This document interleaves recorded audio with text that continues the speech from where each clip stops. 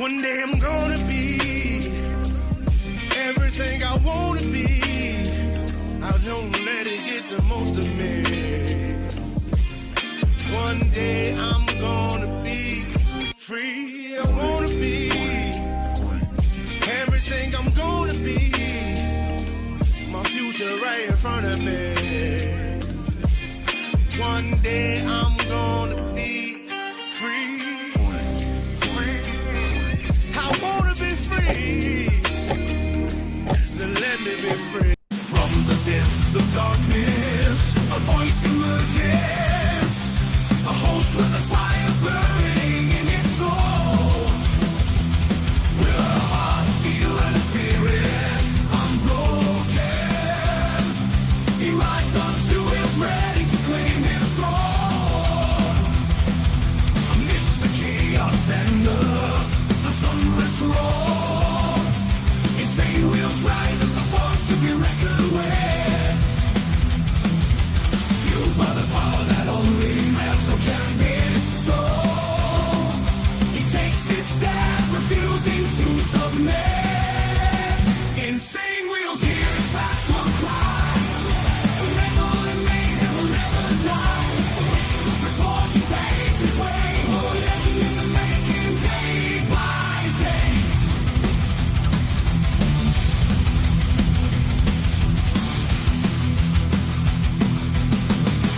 Well, well, well, look who's back. And look who's back early at it, man. Let's go, man.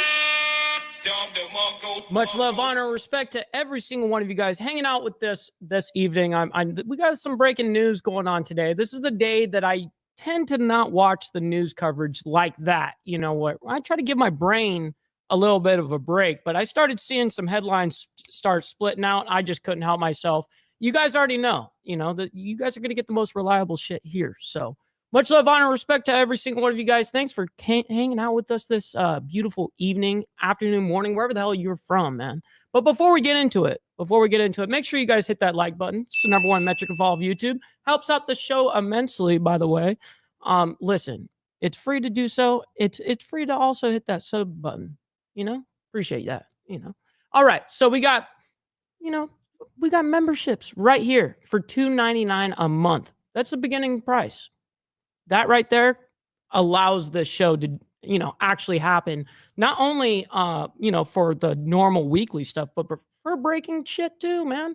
All right. So enough of that for, that bit. But I will announce that we are going to be, of course, announcing all of the super chats, all of the gifted memberships, and, that stuff right there. We're going to shout every one of them out, including these, by the way. If you don't want to have YouTube take a brutal 30% cut, we've got that right there. So I'll allow that to, go for the remainder. Also follow my Instagram at BallValveTV. That's where I do all my behind the scenes action of the show and my lifestyle and everything in between, millennial food time and the cat even. So we got our beers. We're ready to rock and roll. Appreciate you guys for hanging out with us this beautiful evening. The UN halts aid through Gaza. We're going to go ahead and get into that subject and pretty deep onto why that's happening. That's a humongous thing to happen in the world right now. It's actually probably the biggest headline over Russia attacks Ukraine. And we're going to cover both of them this evening. It's not going to be an extremely, extremely long show or anything like that, but we will go ahead and get into the topics. And of course, I'm very honored to have all of you guys here in the chat right now. Big round of applause to you guys in the Breakfast Club, man. Sincerely, man. Yeah. All right. Let's go ahead and get into this, man. Let's go ahead and get into this. And of course, we'll go ahead and discuss it. Boom. All right. So let's go ahead and talk about the UN halting aid through Gaza. Speaking of some of these top headlines, I do want to bring you a live picture here out of Beirut in Lebanon as we want to discuss some of these tensions continuing on in the Middle East. And we also have this, a live picture out of Jerusalem in Israel. Now, the UN agency today, we learned for the Palestinian refugees said it was halting deliveries through the main cargo crossing, citing the threat of armed gangs who have looted recent convoys. The agency blaming the breakdown of law and order due to Israeli policies. Now, this decision could worsen the crisis. You're just noticing this? No way. Barbie, I've been wearing headphones every single day on stream for like, I don't know, 18 years? Yeah. Ever since I started streaming, I always had headphones on, by the way. In Gaza. The same Many ones. Palestinians continue to rely on international food aid. Joining What's us up, now Bearded? to discuss this and also other concerns. Shout out to, Canada over there, by the way. Shout out. We got some Canadians up in the chat, man. Appreciate it. In the region is Alex Trayman. He is the CEO of That's a fact, Steve. the Jewish News Syndicate. Alex, thanks so much for being with us Well, today. thanks for having me. Of course. Now, this let's guy right here from the Jewish News Syndicate, he's actually really, really good about not just this specific news topic, okay? It's everything Middle East. This guy is a pro. This guy's a champ. I actually really respect his opinions. And I've heard basically from him, what I really respect about him is he reports from inside that shit, gets like insider info from like Telegram groups. I mean, it's insane the news that happens in Telegram. But he discusses the entire Middle East. And I've heard some stuff that I was like, man, like, you're not being biased. You're actually being real. I like that shit. I like when people go, they're not going just towards the news biased media. I like when people actually are real about shit. So when they do say something, it means something, right? I respect that. start with really what the UN is saying. These Israeli policies That's probably that right. they're blaming for it to be difficult to get aid into Gaza. Now, what are those policies that they're citing? I am. Well, while they're blaming Israeli policies, they're not saying that the aid is not getting inside the Gaza Strip through the Kerem Shalom crossing. Israel is facilitating the humanitarian aid to enter into the Gaza Strip. They're saying that they are halting the aid because armed gangs are basically kidnapping, stealing the aid that's supposed to be going to the Palestinian citizens in Gaza. And instead, you have Hamas-run armed gangs that are taking the aid and not allowing it to get to the people that it's supposed to get to. All right, let's talk about the Not me, not me. flip side then. What is the can't make the Israeli claim. government saying in regards to those But accusations? yes, by the way, I'll let it go here in a sec, but make sure you hit that like button. It's the number one metric of all of YouTube, man. Helps us out. From the United Nations, and also the fact that some of that aid is difficult to get into Gaza. Well, the aid is, again, it's entering into Gaza. It's what happening to that aid once it gets inside the strip. And I think that Netanyahu's administration is basically waiting for the Trump administration to take office in the United States. And I think at that time, there's a strong likelihood that Israel is going to take responsibility for the delivery of the humanitarian aid. Right now, they've been hesitant to do so because the Biden administration, other Western governments, including the United Nations, would look at that as a further military occupation in the Gaza Strip. But True. if you have a situation in which Hamas is no longer able to govern the Gaza Strip, if Israel says the Palestinian Authority cannot come in and govern the Gaza Strip. Hey, that was yesterday for me, Steve. I had to give myself a recovery day. I kind of went hard in the paint there for like a week, so I definitely needed to give my liver a break. If no other countries are willing to come in and take over the delivery of the humanitarian aid, that leaves only one party, and that's Israel. So I think that is probably the next step, that Israel will have to secure the delivery of humanitarian aid at great risk to its own soldiers to make sure that Palestinians get the food and medical supplies that they are already facilitating crossing inside the Gaza Strip. All right, Alex, so that brings me to my next question here. What are the options on the table for Israel to try to eradicate Hamas control there in Gaza while also helping the Palestinian people, these families that have been unfortunately caught in the crossfires? Oh, that would always be Robert, by the way. Robert always wins on the panels every time. Well, I think that, Israel is engaged in this year-long now operation to liberate the Palestinian people in Gaza from the rule of this terrorist organization backed by Iran that is Hamas. And at some point, they're going to have to go back through and to reattack these consolidated terror factions that continue to pop up, and to make sure that the humanitarian aid gets to where it needs to go. It's a long process, and unfortunately, that's what happens when you have terrorist organizations that hide among civilian populations. I want to bring out back live this look out of Jerusalem in Israel. So meanwhile, earlier this week, a former top Israeli general and defense minister had accused the government of ethnic cleansing in northern Gaza. Now, those comments coming from Moshe Yaalon, who served as defense minister under Benjamin Netanyahu before quitting. Now, this is a big deal, actually. 2016. Now, Yaalon has become a fierce critic of the Israeli government. But talk to us, Alex, about the sentiment felt at this moment within Netanyahu's cabinet. Well, I think inside Netanyahu's cabinet, the position is united. I mean, when you talk about the ethnic cleansing in Gaza, you have the exact opposite of an ethnic cleansing. In all war situations, usually refugees that are displaced have the option and the opportunity to leave the war zone. Gaza Strip's probably the only war zone in recent history where refugees are not definitely because of sheer size, by the way, permitted to leave by any exit.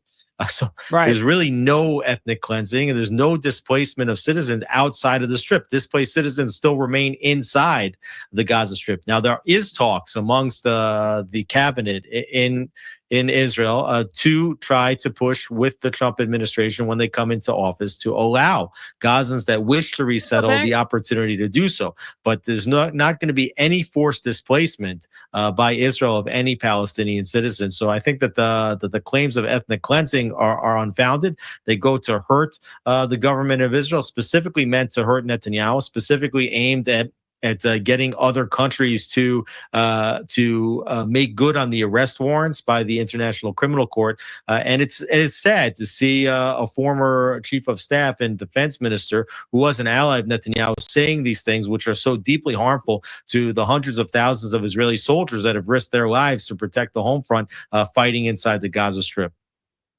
Let's go back and talk about one of the biggest headlines from this week. That's Israel and Hezbollah coming to terms, reaching a we're going to talk about, leading up till now, the ceasefire agreement.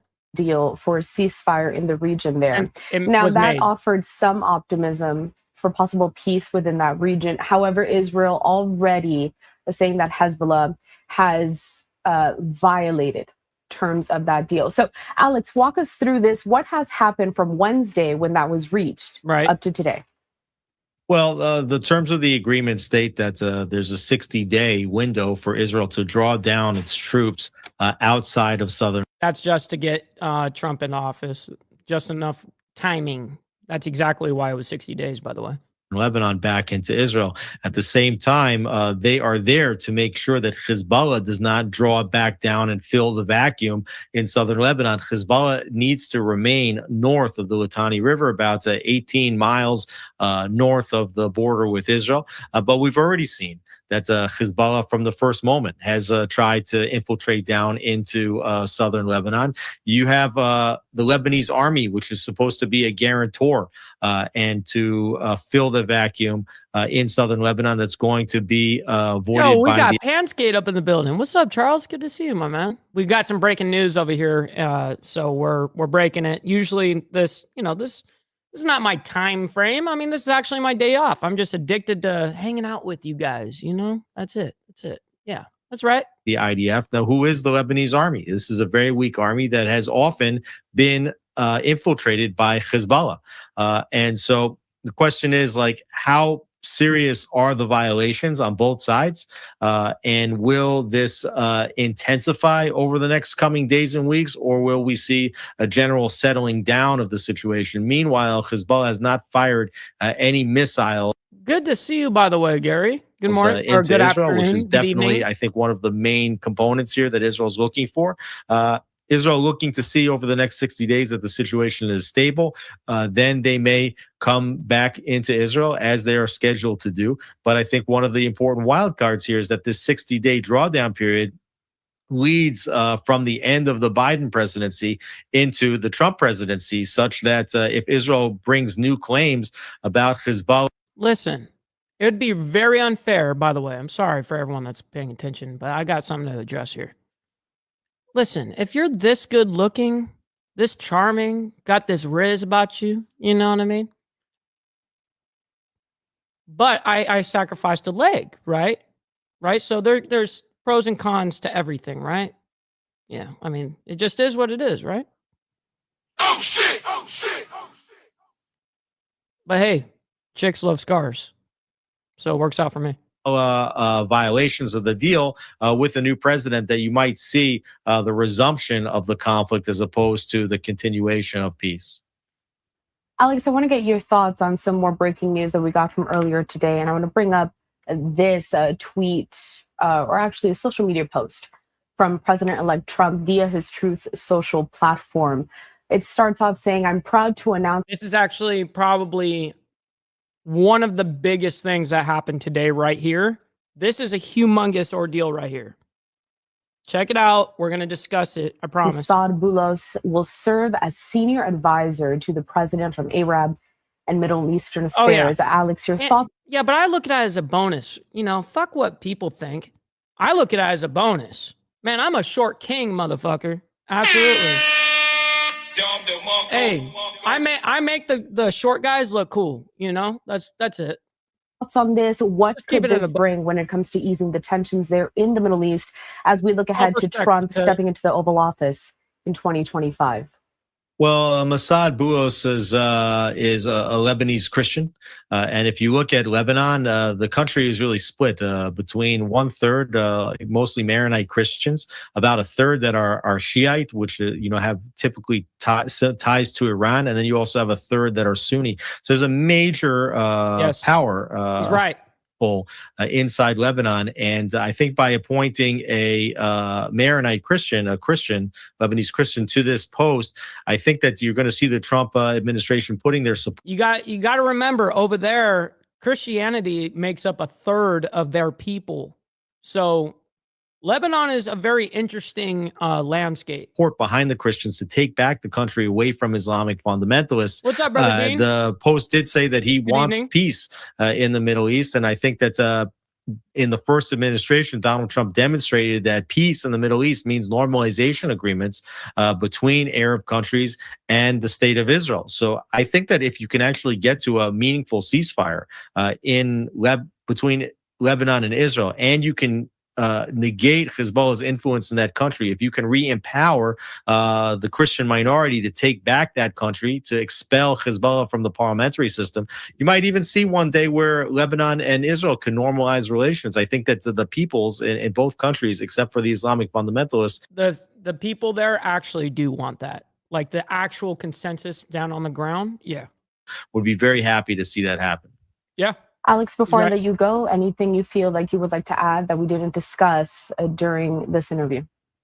Well, I think that it's important to watch what happens in Syria. It's important to watch what's happening in Iran and Syria. We see that the country's devolving back into humongous ordeals going on in like Syria right now. It's a civil war. As Iran is getting weaker, we see that Turkish-backed forces are trying to fill that vacuum. True. Iran has destabilized so many countries in the Middle East, including Iraq, including Syria, including Lebanon. These are all failed states. Yemen, Gaza, and they will try also to destabilize Jordan. And we're seeing now the failure of the policies of the Biden administration, of the former Obama administration, to try to put their backing behind Iran. Iran just went through and destabilized everything, and they've also attacked Israel directly. It will be interesting to see when the new president comes into office on January 20th, if Israel will then redirect its attention from Lebanon and from Gaza to Iran, which is the head of this terror octopus and the most belligerent 100%. Actor in the entire region. Dude, that was 100%. Yeah, I couldn't have said that better myself, my man. That was banging right there. That banging ending for that one. Now we're gonna go into a couple more videos here, guys. Of course, we got Russia and Ukraine, but since we're discussing Israel and Israel's war going on right now, we're even gonna get into another look from Live Now from Fox as well. But we're gonna check out what's happening, because we have Iran-funded rebels that are attacking Israel right now. So we're going to go ahead and discuss that real quick. And we're not going to go like prattle on about it, but then we'll get into Russia and Ukraine. As a projectile fired by Iran-backed Houthi rebels in Yemen set off air raid sirens in central Israel. The Israeli military said that it did intercept the projectile before it entered Israeli territory. This comes as Israeli strike. So they called it a projectile. I don't know. This is breaking, so we don't know if it's a missile or if it. There's not an actual thing that they called it yet. They were calling it just a projectile. They shot it out of the sky though. So Gaza killed at least 6 people overnight, including 2 young children. Yes. That is according to medical officials. Meanwhile, a separate strike in the southern city of Rafah on the border with Egypt killed 4 men, according to hospital records. However, the Israeli military said that it was not aware of strikes in either location.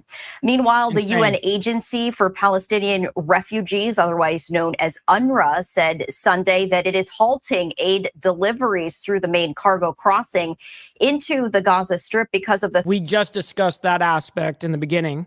Threat of armed gangs who have looted recent convoys. It blamed the breakdown of law and order in large part on Israeli policies. And all of this comes as the ceasefire, the tenuous ceasefire between Israel and Hezbollah continues in some respects. Yeah, no shit. It's like, hey, everybody can get it, motherfucker. I ain't scared of shit.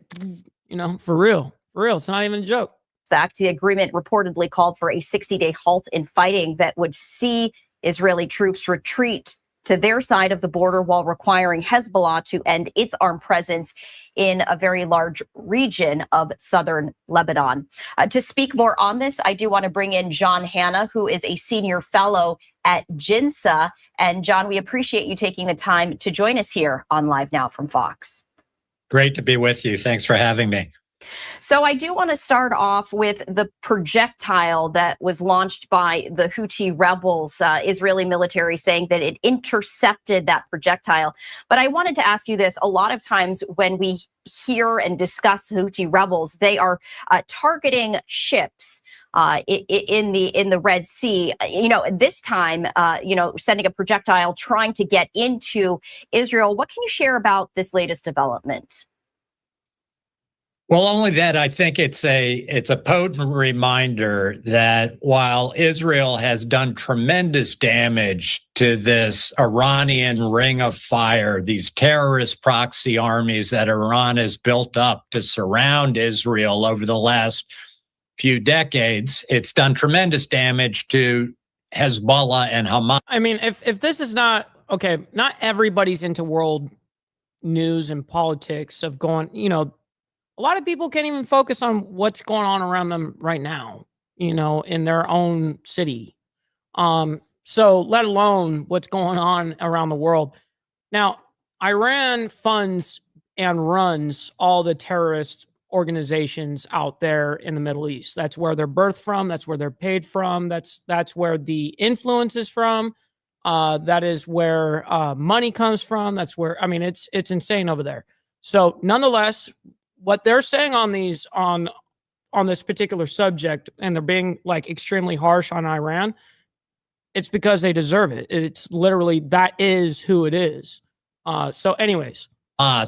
There remain these other terrorist proxy armies out there, with the Houthis in Yemen being one of the most dangerous Iranian proxies, armed to the teeth, with ballistic missiles, drones, cruise missiles that they primarily fired to shut down maritime traffic in the Red Sea, which is a crucial sea time channel of enterprise and industry to the global economy. But they also have occasionally fired these missiles directly at Israel in an attempt to do harm. In fact, a few months ago, they actually, with a drone sent to downtown Tel Aviv, killed an Israeli citizen. So it's a reminder of just how dangerous this Iranian ring of fire remains. Oh, I can guarantee you the United States does. You know what I mean? To the region and to the international community more widely. And let's talk about that, because as you mentioned, these are all proxies of Iran funding and providing a lot of the missiles and the weapons, as well as financial support. You know, Iran has repeatedly said that they will retaliate against Israel. They have not done so yet. The previous attempts have failed. But as we continue to see these developments, what can you share with us about that? Do we expect Iran to directly respond once again, or do you think that they will continue to rely heavily, as they have continued to do so, on its proxies? Well, I think at the moment, the Iranians are in a terribly difficult. Listen, I know it's crazy, but I mean, check it out. Check it out. America funds fucking the world. Whether it's terrorist organizations, dude, the USA is not above that shit. We will absolutely make a deal, just like we have a deal right now with the Taliban, that we pay tens of millions of dollars in cash per week. Per week. We fund us, the American taxpayer. We fund that as well as the UN, as well as NATO, as well as all this bullshit, the EU, all this fucking crap we fund the entire fucking world. Yeah, it's lame. It's crazy. Situation. They've lost their most important proxy in Lebanon is now no longer a factor in being able to protect Iran from Israel. It's been so that is true, severely degraded. They lost their most important Palestine. Basically, they were, when Trump left office, Iran was, and Lebanon and all this bullshit, all that crap was, I mean, they literally were on their knees. Like, you know, like they didn't have anything. They were destabilized 100%. Yeah, unfortunately, it grew into this. Palestinian proxy on Israel's southern border. Hamas has been militarily devastated. And of course, after the last Iranian missile barrage on Israel, Israel proceeded with a very powerful retaliation. Yes, I agree with this, Jay. I agree with that. 100,000 motherfucking percent. Effectively destroyed most of Iran's strategic air defenses, leaving them extremely vulnerable to any further Israeli attack. I think that kind of vulnerability, together, frankly, with the election of Donald Trump, who the Iranians, I think, see as a very unpredictable, uncertain factor, who imposed a devastating policy of maximum economic pressure to cripple the Iranian economy several years ago during his first term. I think it's given the Iranians, all of these factors, enormous pause that if they were to try and retaliate directly against Israel again, they have no idea. Is that really true, Steve? No fucking way. Oh my God. The kind of wrath and fury that the Israelis, perhaps together with a more pro-Israel Trump administration, might actually wreak on Iran and actually put that regime in possible danger itself, its own survival. You had spoken about Hezbollah, Hamas, both really just being devastated in recent weeks and recent months in regards with Israel. Let's talk about the ceasefire, because the ceasefire between Israel and Hezbollah, it's very tenuous. And in fact, Israel has said that Hezbollah has already violated that ceasefire. Where do you expect this to go? Good question. Well, we're going to find out. I have no doubt that both Iran and Hezbollah were desperate to get this ceasefire. They essentially sued for peace. Which he is right about this. Absolutely. Hezbollah right now is, they lost a humongous part of their contract. Okay. So one of the agreements for the ceasefire agreement was that this was a demand from Hezbollah, is that they needed to also have a ceasefire with Hamas at the same time. And that was in place for 14 months. And that finally got dropped today. For that ceasefire got dropped. And that was like Wednesday for us. I guess I reported it on Thursday. I think it was something like that. Nonetheless, they had to concede on that. They just did. They didn't. What do they got? Like one tank left, kind of ordeal. I mean, I'm underplaying it, but yeah, you know what I mean. They dropped the demand they'd had for almost 14 months. Exactly. That they would refuse to stop firing on Israel unless Israel first agreed to a ceasefire and an end to the war in Gaza. They were so badly battered by Israel over the last couple of months that they had to drop that core. What's up, GEG? Good to see you, my man. Demand of theirs. They de-linked their Lebanon from Gaza, and now essentially need quiet in order to recover and ensure their survival in Lebanon. And hopefully they obviously want to rebuild over time, which could be a process of years. So I think that basic factor of Iranian Hezbollah weakness is probably the best guarantee we have that we will get through the next 60 days with relative quiet. Hezbollah, of course, will try and test the ceasefire, but I think what we're seeing is an Israeli determination to use the green light and agreement they have with the United States that they're going to be able to enforce this ceasefire whenever they see Hezbollah beginning to violate it. And I think Israel now wants to set down that policy very, very firmly early on to let Hezbollah and Iran know that Israel's watching carefully and it's going to respond to every possible violation.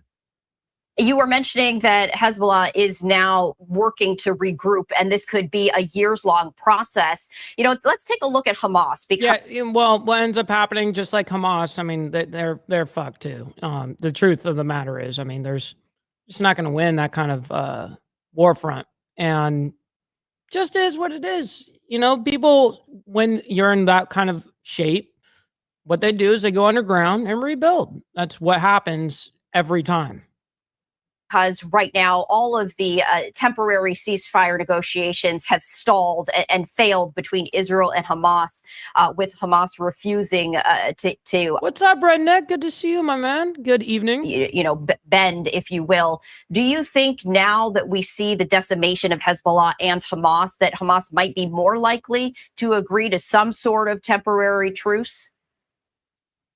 Yeah, listen, I think this is probably the best chance we've had to try and get some kind of ceasefire and get those poor hostages out of the hellhole that they've lived in for 13 or 14 months in Gaza. 100,000%, Charles. Hamas now had been banking for the last year that its attack on Israel would trigger a much broader war and bring in Iran and Hezbollah in on Hamas's side to pressure Israel and the United States. Now, with Hezbollah and Iran out of the game, should be clear to Hamas that they are completely isolated and alone. The cavalry, which is very true, is not coming to rescue Hamas. And if they want to be able to survive, they've got to make a deal. The one piece of leverage they have, of course, is those poor hostages that Israel is so desperate to get back. So let's see whether Hamas has decided it wants to live and survive another day and give up those hostages. But we're still a long way, I fear, from any kind of final agreement that would save those hostages. Yeah, John, before we let you go, is there anything else that you're keeping a very close eye on? Well, obviously, we've got this new front now in Syria, which is incredibly important and obviously connected to everything that's going on in Lebanon and elsewhere in the region. The weakness that Russia, because of Ukraine, and Iran, because of its loss of Hezbollah in Lebanon, they've taken their eye off the ball in Syria, and these Syrian rebels have now really tried to take advantage. So it's going to be important to see how that plays out. The only other thing I Yep, absolutely. In our war. Yep. Say is just to underscore Iran now is weaker and more vulnerable than it's been at any time in the last few decades. And the question for the United States and Israel and the West together is now the time at last to take action, to do something definitive about that Iranian nuclear program that now may be a few months away from being able to realize Iran's aspiration of acquiring nuclear weapons. Yeah. All right. Well, all right. We're going to go ahead and move over into Russia, Ukraine. I believe that this is it's 9 minutes, 53 seconds long of a segment. So not incredibly long, but we are going to get a lot of information out of this. This is actually one that is fairly entertaining to watch. Sad to say, I mean that in the sense of there's a lot of visual breaking news aspect. It's really hard with Israel. I don't know if you guys know this. It's really hard to get media within Israel because of the amount of scrutiny they're under all the fucking time. So they don't have like an open media like the rest of the world does. So for when we move over to Russia, Ukraine, there's like video footage of shit. It's harder with Israel. So I just wanted to be transparent with you guys about that. And it is hard. So anyways, let's go ahead and get into Russia, Ukraine. We'll go ahead and discuss that. Share the very latest out of Ukraine with you as you're taking a look at some video right there. Telegram. Millions of households were left without power after Russia. So first of all, I just want to point out, see how I told you guys some of the best of the best. I said this a long time ago. I think like a couple weeks ago, that the best of these guys actually get their fucking news from Telegram. Like they're in these chats, and they're watching. You're just, yeah, it's crazy. This is the kind of like news that you can get from shit like this. It's deep, dude. Conducted a massive attack against Ukraine's energy infrastructure, firing nearly 200 missiles and drones. Ukrainian officials said that attack happened on Thursday. Now, this was Russia's second major aerial attack on Ukraine's power grid in less than 2 weeks. I don't know if you guys heard that. She said millions with an S. So there are millions of people without power right this second, which is crazy. And you guys know that it's winter for them too. Going into winter, it's going to be fucked up for them. I mean, that's crazy. Millions of people dealing with like snow and dealing with it being cold and shit. Yeah, that sucks. That's got to be insane. Energy minister wrote in a post on Facebook, quote, attacks on energy facilities are happening all over Ukraine, adding that emergency power outages were implemented nationwide. Around half. Don't get me wrong. I don't like Putin either. I think he's a piece of shit, but he's very simple. He's actually very simple. He's a nationalist. He only gives a fuck about Russia. That's it. Does he actually want to like dominate the world? Like the honest truth is no. This is not the 50s, 60s, 70s anymore. Totally different landscape. And they know that that's not possible. So he only gives a fuck about Russia. And because if you don't fuck with him, he will not fuck with you. Simple. It's very simple. His philosophy is very simple. But people make him out to be worse than he actually is, which I'm like, why are you guys giving him so much of the credit? Like, he's not that much of a motherfucking gangster. You know what I mean? Like, that's what I mean by that. But yeah, I don't co-sign any of his bullshit, but I can understand why the fuck it's actually happening instead of just having like a, just seeing that it's happening, understanding why it's happening. Half of Ukraine's energy infrastructure has been destroyed during the almost 3 years of war with Russia. Meanwhile, Russia's defense minister arrived in North Korea on Friday for talks with North Korean military and political leaders as the countries deepen their cooperation over Russia's war in Ukraine. In announcing the visit, Russia's defense ministry did not say who specifically would be taking part in the talks or what the purpose of those talks were. North Korean state media did not immediately confirm that visit. However, the visit comes days after South Korean president met with a Ukrainian delegation led by Ukraine's defense minister and called for the two countries to formulate countermeasures in response to North Korea's dispatch of thousands of troops to Russia to help its fight against Ukraine. To speak more on this, I do want to bring in Mark Timnisky, who is a non-resident fellow. Yeah, I believe we're 1,000. I forget what the exact is now. It's like 1,009 or no, 1,010, 1,011 days into the war now. At the Atlantic Council Eurasia Center. Mark, thank you so much for taking the time to speak with us. Thank you again for having me. So I did want to start off with Russia's attack on Ukraine's electrical and energy infrastructure. What can you share about that strategy? It's a way of Russia getting desperate because it understands that it has sustained numerous casualties throughout the 3-year invasion. Russia has lost. No way. Breaking news right now from Gary letting us know from Fox, breaking on Fox right now. Biden is pardoning Hunter. Big surprise, not. We saw that coming. Saw that coming. 100%. That was going to happen. Tens of billions of dollars in equipment and military capabilities to attack the Ukrainians, and they've lost over 100 billion rubles as a result of international sanctions. It's a way to try to invoke fear on the Ukrainian population. Well, yeah, I mean, Russia is pretty fucking weak right now, too. Russia first started targeting the Ukrainian energy sector in 2015 when it conducted cyber attacks in the winter, which were successful. Having learned from that, they also conducted cyber attacks in 2016 and 2021.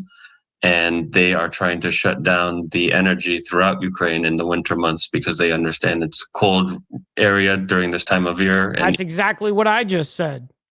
Like, I don't know, like 3 minutes ago. Eastern Europe is known to be very chill and with the snow and difficult capabilities. And it's a way to try to further invoke fear on the Ukrainian population to try to push for some sort of negotiation with the Russians. No, I don't know the honest answer to that, Barbie. As the Russians realize if they can't defeat the Ukrainians militarily, they will go after the civilian population. And you were mentioning that, you would or would not? From your perspective, this strategy shows desperation on the part of Russia. I think he means would not. Russia, I think he's trying to say would not. Yeah. They sent a delegation, or the defense minister, arrived in North Korea for some talks with military and political leaders. No word yet on, exactly what they were talking about. But we do know that North Korean troops have really partnered with the Russian. But here's the whole thing. War crime. That's an oxymoron in itself. It just is. War is war.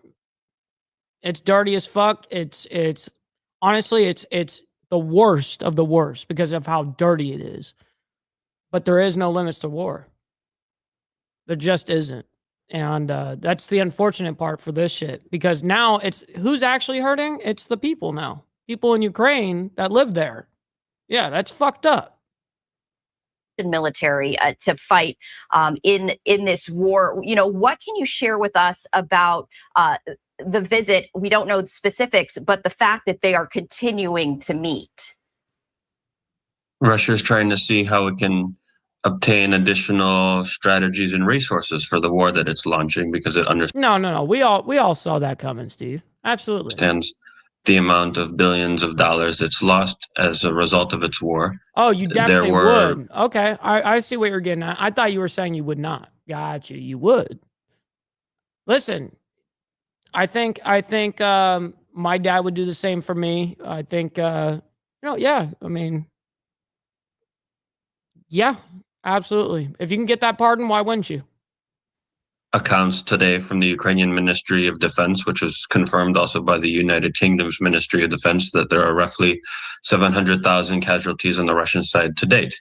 And the Russians need more soldiers, they need more manpower, and that's why they're cooperating with the North Koreans, and the North Koreans send soldiers.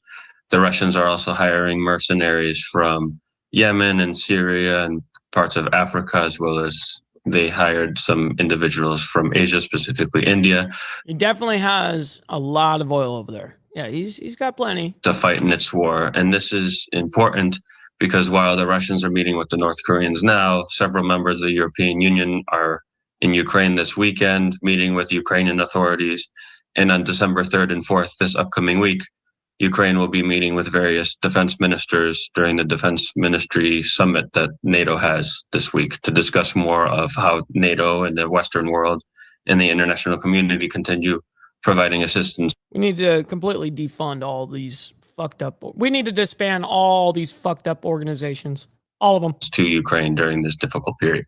And you bring up NATO, Ukraine. Yeah, defund it 2025. I said it, motherfuckers. Absolutely. Oh, defund all of it.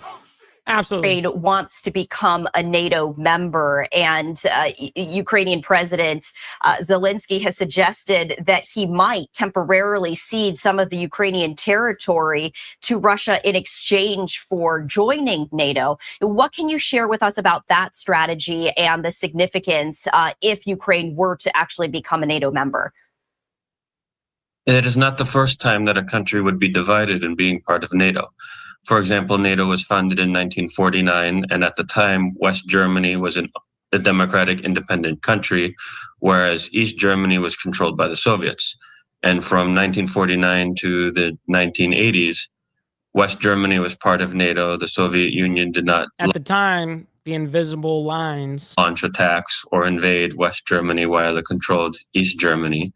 Similarly, NATO had a relationship with various countries around Europe, but Sweden and Finland were not part of NATO for several decades until Russia invaded Ukraine in 2020. Good evening to you, kind sir. Sweden and Finland eventually became part of NATO, and as a retaliation, Russia did nothing. Similarly, the Baltic states, Estonia, Latvia, Lithuania, as well as Poland, after the Soviet Union and communism collapsed in Eastern Europe, these countries joined NATO and the European Union in the early 2000s, and there was no invasion or attack by the Russians on these countries. Ukraine should be no different, and the Ukrainians should be allowed to pursue NATO membership because NATO is an invitation to join a military alliance, and countries are required to fulfill a certain amount of reforms, both militarily as well as in the government, to try to eliminate and weed out corruption, to strengthen institutions in these countries, and it would become a more democratic state in Ukraine's case. So how likely is it that Ukraine becomes... I just don't understand why this guy would honestly advocate for that to happen, where a joint... Dude, you think that's gonna bring peace right now? You think that's gonna bring peace? Honestly? Bring Ukraine into NATO? Fuck no. Russia is not gonna deal with that right now. They're just not. I'm just being a realist. I know it doesn't sound ideal, but I'm being a realist. A NATO member. NATO has repeated several times that Ukraine is on the path toward NATO membership. However, there is a division within NATO. Countries that are in Central or Eastern Europe, such as Poland and the 3 Baltic states I mentioned earlier, are all in favor of Ukrainian membership to NATO because they understand the threat that Russia poses, and it's a democratic and military alliance. However, countries such as Germany and the United States are more reserved to allow Ukraine to join NATO, and there is really a divide. Although that was the whole ordeal right there, Steve. NATO on Russia's border is exactly why Putin invaded Ukraine in the first place. Exactly. Western countries like France, for instance, are also supportive of Ukraine joining NATO, so that there's an internal debate on, while it is the forthcoming deal that Ukraine will become part of NATO at some time, that is the nuance, and then it is not specified how and when this would occur. I also want to go back because we know that, Russia's defense minister was in North Korea. Meanwhile, South Korean leaders met with Ukrainian leaders as well. What can you share with us about that? The South Koreans are now beginning to... Now, that's also going to cause some havoc for South Korea themselves. I guarantee you that Kim Jong-un is not going to be stoked on this whole move right here. So let me go ahead and back that up a little bit so you guys can hear that fucking again. A little crazy. Oops, accidentally muted it. South Korean leaders met with Ukrainian leaders as well. What can you share with us about that? The South Koreans are now beginning to allow defense capabilities to be sent from South Korea to Ukraine, which will be used. Right. And you don't think that Russia and North Korea are not going to have a problem with that? And then they're going to have, again, a proxy war again over there in North Korea and South Korea? Like, what are we doing? Specifically against North Korean troops. And the South Koreans are examining with Ukraine how to send additional right now, it's just a fucking crazy ass landscape. I just got to admit. Forms of assistance in terms of humanitarian and medical and financial aid, in addition to the defense assistance that they are sending to the Ukrainians to fight off. Hey, Space, I very much appreciate you on that, man. Like, I try my absolute best. Am I as transparent as possible without giving bias and all that crap? You know what I mean? Like, I really try to be level-headed about like everything that I report on, what I discuss, what's happening, breaking around the world. Hence why, you know, I've been able to be blessed enough to do this full time. We got Dr. Harley, by the way, sitting in a 20 motherfucking spot, dude. This is legendary, man. Thank you for this. He says, thank you for all your hard work. Great work. Thank you for that. Sincerely, dude. That's humongous. I got to take a swig for that. And also, you know, a little left-handed tobacco.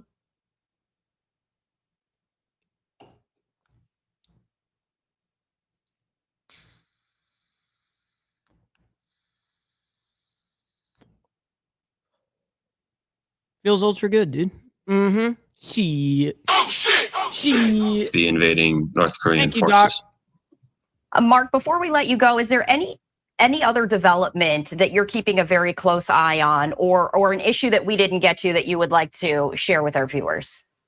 It's important that the international community continue providing defense assistance to Ukraine, which is Lappy, I'm sorry. I have to agree with you. Allowing the Ukrainians to fight off the invading Russian force.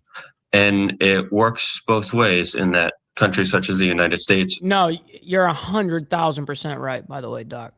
100,000%. That's why, dude, I swear to God, even like those $1, $2 little super chats, or like the little cash apps, like we do dollar dues in the morning and stuff. On my normal mornings, by the way, is 10 a.m. for everybody, Central Standard Time. That's the normal Mike Ball Insane Wheels show. But yeah, that's right here. It's that it adds up insane. Like, you can't belittle any of it. It's humongous, actually. Like, people that are willing to do and help contribute monetarily, it's fucking humongous. Oh my God. We got allegedly just sent in well, we call them, it shows because it's a penny short. That's an orange super chat, by the way, or super sticker. Thank you so much for that, allegedly. Damn. Came out of nowhere. Hasn't said nothing the entire show. She hasn't been in the chat at all yet. Oh, man. Dr. Harley as well gifting out a membership to you guys. Wow, dude. Thank you for that, Doc. I appreciate you immensely, kind sir. Doc coming in hot again. That's a fact. Thanks for the unbiased updates. I try my absolute best, allegedly. Of course, I do insert my little thought process and my worldview on certain things. And yeah, I have even on this episode, but I really try to see through the bullshit. And I mean, I'm involved in this deep every day. You know, when you're involved in anything every day, you're going to have a little bit of an idea about what's going on, you know? And so I really try to give that like common sense aspect, you know what I mean? Doc, holy shit. Dude, you're done, dude. Wow, gifting out 5 memberships out to you guys, dude. That's fucking crazy, yo. Thank you, dude. Yeah, be done. Be done. Seriously, thank you, kind sir. You've done way enough. Thank you for that, dude. Like, wow. If you guys got a gifted membership, by the way, make sure to thank Dr. Harley for gifting out those memberships out to you guys, you know? And good to see you, by the way, Dragon Classy. It's always good to see you over here. All right, let's go and get back into this. Sending old military equipment to Ukraine to use for its fight, while the United States is building and creating new defense capabilities at home. And a lot of the figures that are thrown out, such as $50 billion that the United States is sending to Ukraine, is actually broken out in numerous components where a lot of that money is used. What are your guys' consensus, by the way, of us sending money to Ukraine? Just curious. Like, who put a 1 in the chat. Put a 1 in the chat if you think that we should be funding Ukraine. Put a 2 in the chat if we should not be funding Ukraine. I'm very interested, genuinely. Used to help factories in states such as Ohio or Pennsylvania, where Americans are working and building this infrastructure and the weapons that Ukrainians need. It's employing Americans in the United States. It's helping the economies, not only in the United States, but in these states specifically that have these factories. And it is allowing the United States to strengthen national security while also... That is a fact, by the way, Barbie. ...helping one of its allies overseas. Every Saturday, 10 a.m. CST. Listen, we got our crazy membership live streams for the Breakfast Club, only for you guys, you know? I'm really glad, actually, to see the response here. I'm actually pleased with that. I understand why Hook Dog is on that fence right there. I actually understand that. Yeah, man. Make sure you guys hit that like button for what we did this evening on the breaking news cycle with Insane Wheels. On the day off, I just can't help myself. You know, I try to take every single Sunday off and give myself a day out of the media because it is stressful. It's a lot to take in. There's a lot that's happening around the world. And I like to try to give myself a little bit of time to be able to like veg out if I want, whatever. I don't want to have to be glued to the news like I am Monday through Saturday. Even through Saturday, I'm like that still. And I give myself one day of like, all right, I'm not going to really go insane in the media. But these were humongous headlines that were happening. So I had to discuss it and bring it to your guys' attention. You know, I try my absolute best. Probably not a popular sentiment, but I'd rather not fund anything or any country. Allegedly, 100%, I say defund everything. 2025, defund fucking everything. All that bullshit on the outside of the United States, keep that shit in-house. Keep that shit in-house. I don't know why we're funding anything. I don't get it. That's where our tax dollars go to, by the way. But yeah, anyways. So, have a shot. Shit. Listen, man.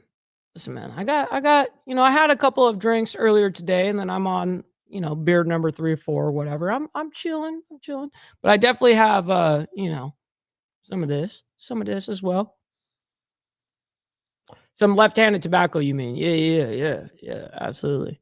You can say it on the chat, but when I throw it up on the screen, you know. Yeah, we need to absolutely. We need to fund our own people. We need to fund our own damn country, dude. It's insane that we would send anything. Meanwhile, people in North Carolina are getting declined. FEMA fucking shit still getting declined, which is fucking crazy. You know, for a $750. Yeah, after you lost your house, 2 of your cars, and a truck and a motorcycle. You know, I'm really glad that we can just go ahead and, you know, take away the little bit you were going to give. It's insane. The bureaucracy on it is absolutely absurd. It's fucking absurd, actually. Unapologetic American, good to see you, by the way. We're just wrapping it up. We're going to go ahead and do the redirect over to Jess White. Stick around. She is the sugar mama of the channel, man. Shout out to her, by the way. Lock up those female assholes. I agree, actually. I agree. It's dirty business, dude. Extremely dirty. Anyways, much love, honor, respect. Stick around and hang out with me in the chat over there at Jess's and let her know that we're raiding. You know, go, hey, we're doing a raid. She doesn't even know I'm live right now. So anyways, much love, honor, respect to you guys. We'll see you guys tomorrow morning, 10 a.m. CST, as always. Thank you guys so much that helped out, not only just being here, man, but also you guys that sent in monetary and helped out the show, man. It's the contributions is humongous. So I very much appreciate you guys. We'll see you guys tomorrow morning. Much love. From the depths of darkness, a voice emerges, a host with a fire burning in his soul. With a heart, steel, and a spirit unbroken, he rides on to his ready to claim his throne. Amidst the chaos and the thunderous roar, insane wheels rise as a force to be reckoned with. Fueled by the power that only metal can bestow, he takes his stand, refusing to submit.